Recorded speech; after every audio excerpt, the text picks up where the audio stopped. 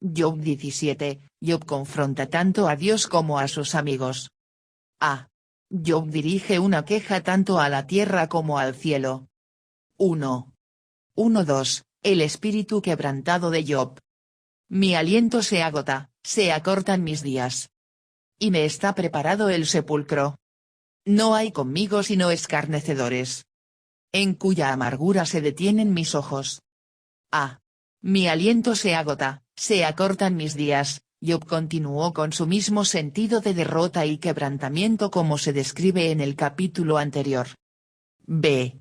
No hay conmigo sino escarnecedores. La falta de empatía y ayuda de los amigos de Job, que comenzaron como sufrientes compasivos, como en Job 2:11-13, pero se convirtieron en escarnecedores cuando Job no respondió a su sabiduría como ellos pensaban que debía hacerlo, era un aspecto especialmente doloroso de su crisis. 2:3-5, Job ruega al cielo que lo sostenga y lo apoye. Dame fianza, oh Dios, sea mi protección cerca de ti. Porque, ¿quién querría responder por mí? Porque a estos has escondido de su corazón la inteligencia. Por tanto, no los exaltarás. Al que denuncia a sus amigos como presa. Los ojos de sus hijos desfallecerán. A. Porque, ¿quién querría responder por mí? Job sentía, con justa razón, de acuerdo con sus circunstancias, que el cielo estaba en su contra. Aquí, abogó por un acuerdo de paz entre él y el cielo. Y. La traducción de Job 17 2.3 es útil, dame, oh Dios, la fianza que demandas. ¿Quién más podría responder por mí? La idea es que Job clamó a Dios y dijo, tú tendrás que arreglar esto, Dios, está más allá de mí hacerlo.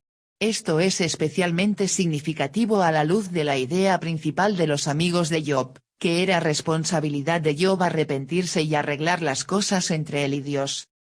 Y, de una manera pequeña, Job captó todo el tono de la salvación bajo el nuevo pacto. Dios ha hecho la expiación y la reconciliación, no tenemos que hacerlo nosotros mismos. B.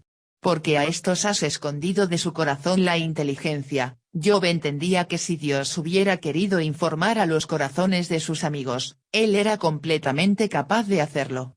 En última instancia, incluso la falta de empatía de sus amigos era un aspecto de la crisis de Job permitido por Dios. C. Por tanto, no los exaltarás. Al mismo tiempo, los amigos de Job eran responsables por su falta de inteligencia.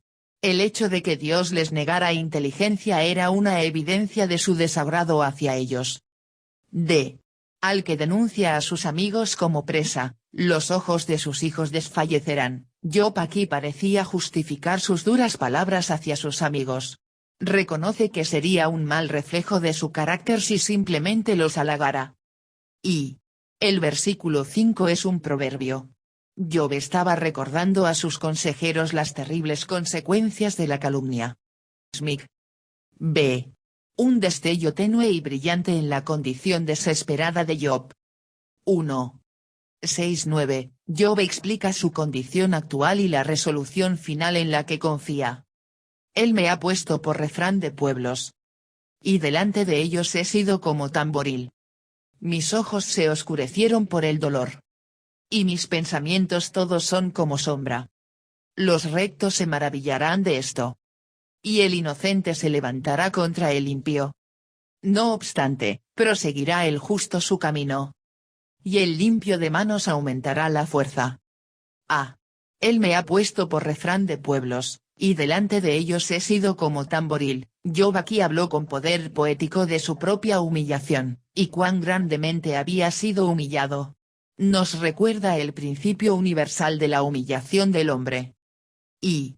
La propia humillación de Job fue tan completa que podía decir, los rectos se maravillarán de esto.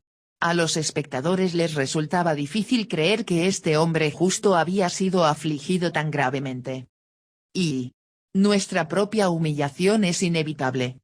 La fragilidad de la humanidad y la naturaleza caída de este mundo se combinan para hacer segura la humillación del hombre, aunque puede presentarse de muchas formas.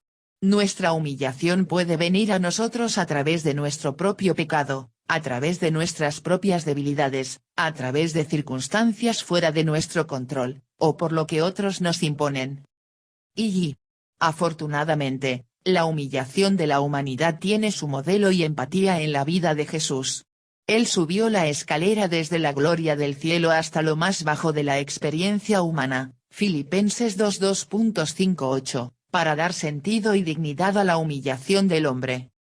Y también estamos agradecidos de que la humillación sirva como puerta de entrada a la gracia. El principio es cierto, Dios resiste a los orgullosos, pero da gracia a los humildes. Proverbios 3:34, Santiago 4:2.6, 1 de Pedro 5:2.5. B. Él me ha puesto por refrán de pueblos, aunque Job reconocía su propia humillación, también proclamó la soberanía de Dios. No encontraba la causa de su crisis en el destino ciego, ni siquiera en la crueldad humana. Comprendía que si en verdad era como refrán de pueblos y un hombre como tamboril, era porque Dios así lo dispuso. Y Job y sus amigos no estaban de acuerdo en mucho, pero sí en esto. No estaban de acuerdo sobre las razones por las que Dios lo había hecho así, pero todos veían la mano soberana y grande de Dios detrás de esto. Y comprender esto puede ayudarnos, aunque obviamente era difícil para Job y lo es para nosotros en circunstancias similares, que Dios tiene un plan bueno y amoroso, incluso al permitir nuestra humillación. Y Job ciertamente se volvió un refrán de pueblos. Mis aflicciones y calamidades se han convertido en tema de conversación general, de modo que mi pobreza y mi aflicción son proverbiales. Tan pobre como Job, tan afligido como Job, son proverbios que han llegado hasta nuestros días y todavía están en uso. Clarke. C. No obstante, proseguirá el justo su camino, y el limpio de manos aumentará la fuerza. En esta sección, Job añadió un punto final y enfático, declarando la victoria de los justos. Incluso en su crisis, tenía destellos de fe que iluminaban la noche de su miseria.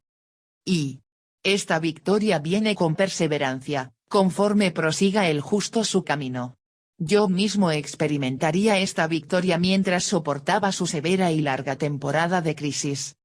Y esta victoria viene en progresión, así como el limpio de manos aumentará la fuerza.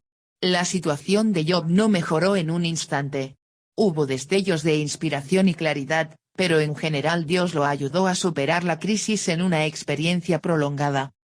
Y en varios de estos versículos, se supone que Job habla proféticamente de su futura restauración y del bien que la sociedad religiosa debería derivar de la historia de su riqueza original, la consiguiente pobreza y aflicción, y la restauración final a la salud, la paz y la prosperidad. Clarke. Y no obstante, proseguirá el justo su camino. F. B. Meyer dio varias razones por las que esto es así.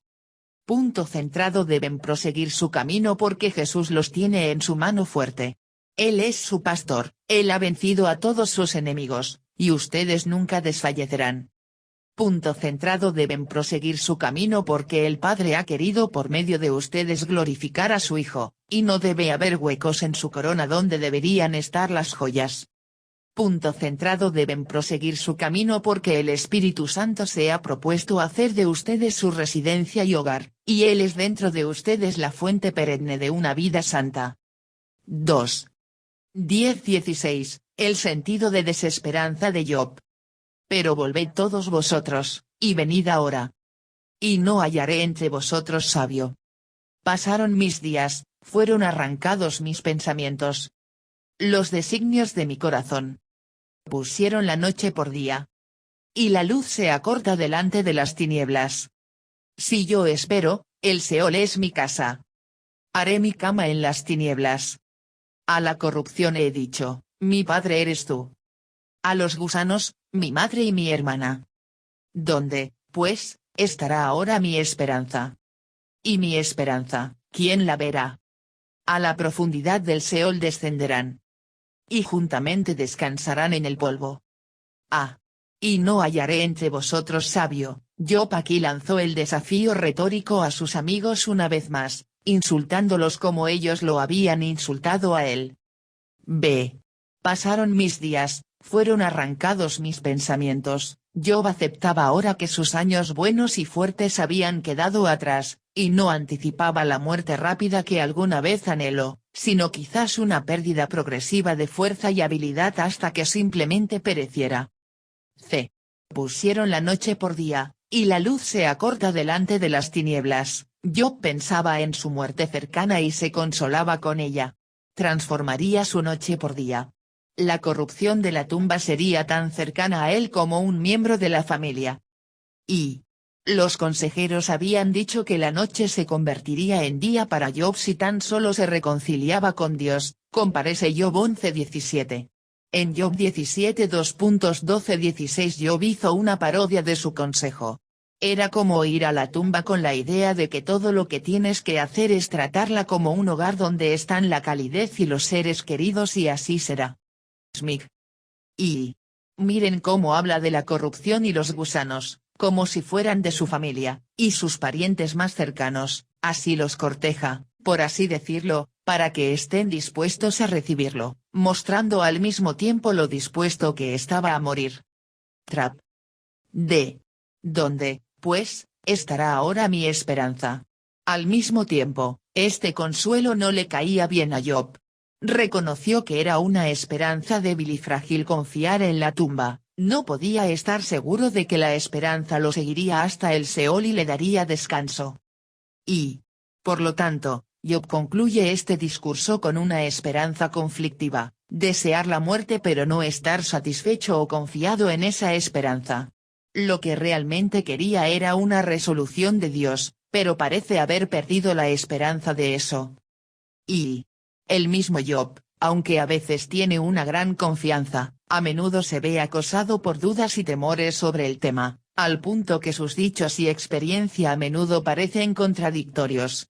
Quizás no podría ser de otra manera, la luz verdadera no había llegado entonces, solo Jesús sacó a la luz la vida y la inmortalidad por su evangelio. Clarke.